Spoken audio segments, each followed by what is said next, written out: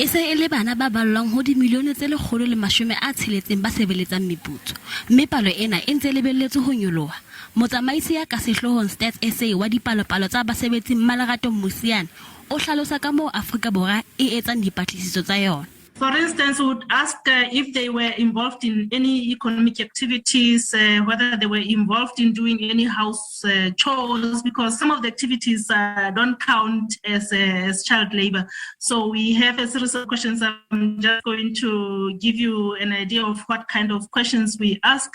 We also try to establish if they missed any school because of having to be involved in doing some economic activities. Phediso e bakilweng ke sewa sa COVID-19 e amme ka moo dinaha tse ding di bokellang dipalopalo tsa tshebediso ya bana.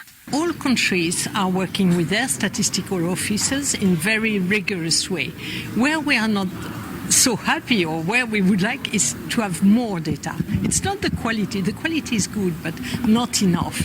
In many countries, either they don't have data at all, or they are collected once every 10 years. And, between the two data collection, we don't know what happens. So it's quite difficult to have those good policies. Seboka sena se tlilo tswelapele ho fihlella ka la Bohlano la beke yona ena.